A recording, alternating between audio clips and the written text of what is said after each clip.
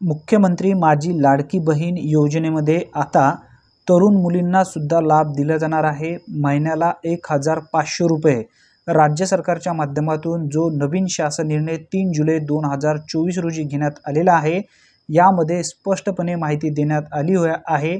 पूर्वी जो लाभ दिला जाणार होता यामध्ये कोणते महिला समाविष्ट होते आणि त्यानंतर आता कोणकोणत्या महिला यामध्ये समाविष्ट होणार आहेत। राज्यातील विवाहित, विधवा, घटस्फोटित, परित्यक्त्या आणि निराधार महिला यामध्ये पूर्वी समाविष्ट करण्यात आलेल्या होत्या।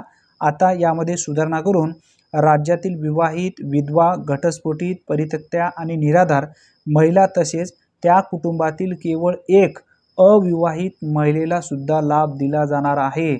हा पॉइंट ध्यानात ठेवा, त्या कुटुंबातील केवळ एक अविवाहित महिलेला लाभ दिला जाणार आहे। या व्यतिरिक्त राज्य सरकारच्या माध्यमातून तरुण मुलींसाठी व महिलांसाठी भरपूर अशा योजना समाविष्ट करण्यात आलेल्या आहेत। खूप मोठे निर्णय सुद्धा घेण्यात आलेले आहेत। कोणकोणते योजना आहेत, कशा पद्धतीने महिलांना व मुलींना याचा फायदा होणार आहे, याबद्दलच्या पूर्ण माहितीचा व्हिडिओ सुद्धा आपण पुढे पाहणार आहात। त्यासाठी नक्की हा व्हिडिओ शेवटपर्यंत पहा। अतिशय महत्त्वपूर्ण ही माहिती आहे। या ठिकाणी तुम्ही पाहू शकता, पूर्वी जो या ठिकाणी लाभार्थ्यांना दिल्या जाणारी जी मदत होती महिलांना व मुलींना, आता याच ठिकाणी अशाच पद्धतीने 1500 रुपये महिना लाभार्थ्यांना लाभ दिला जाणार आहे, असा उल्लेख सुद्धा या ठिकाणी स्पष्टपणे करण्यात आलेला आहे।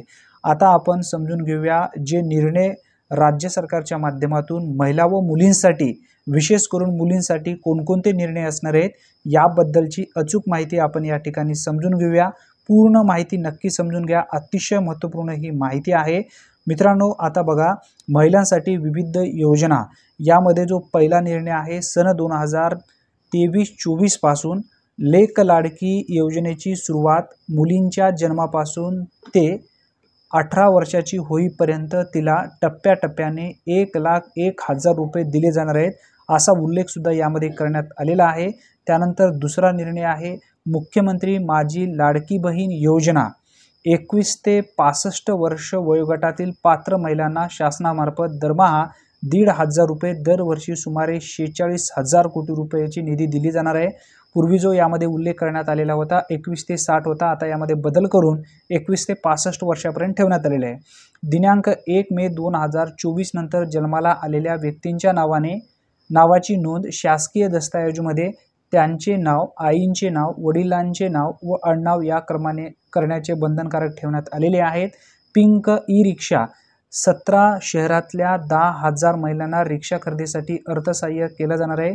यासाठी 80 कोटी रुपयांची निधी दिली जाणार आहे। त्यानंतर शुभमंगल सामूहिक नोंदणीकृत विवाह योजनेत लाभार्थी मुलींना देण्यात येणारे अनुदान 10,000 रुपयावरून आता 25,000 रुपये करण्यात आलेला आहे। त्यानंतर राज्यातील सर्व आरोग्य उपकेंद्रात स्तन व गर्भाशय मुखाच्या कर्करोग तपासणीसाठी उपकरणे व साहित्यासाठी 78 कोटी निधी उपलब्ध करण्यात आलेली आहे।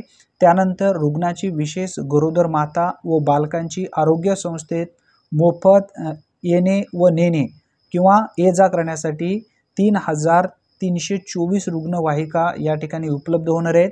जल जीवन मिशन कार्यक्रमातून ग्रामीण भागातील 1,25,66,986 घरांना नळ जोडणी पूर्ण, राहिलेल्या 21,04,332 घरांची कामे प्रगतीपथावर आहेत।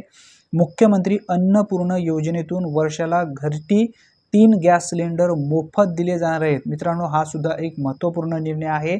52,000 16,412 लाभार्थी कुटुंबांना याचा लाभ दिला जाणार आहे। त्यानंतर लखपती दीदी महाराष्ट्र राज्य ग्रामीण जीवोन्नती अभियानांतर्गत 7 लाख नवीन गटाची स्थापना, बचत गटांच्या फिरत्या निधीची रकमेत 15,000 रुपयावरून 30,000 रुपयांची वाढ या ठिकाणी करण्यात आली आहे। त्यानंतर महिला बचत गटाने उत्पादित केलेल्या वस्तूंना उमेद मार्ट आणि ई कॉमर्स ऑनलाईन प्लॅटफॉर्म याद्वारे आतापर्यंत 15 लाख महिला लखपती दीदी या वर्षात 25 लाख महिलांना लखपती करण्याचे उद्दिष्ट आहे।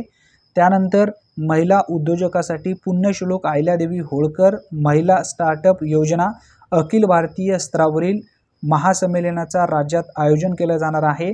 आई योजनेअंतर्गत पर्यटन क्षेत्रातील महिला लघु उद्योजकांना 15 लाख रुपयापर्यंतच्या कर्जावरील व्याजाचा परतावा 10,000 रोजगार निर्मिती केली जाणार आहे।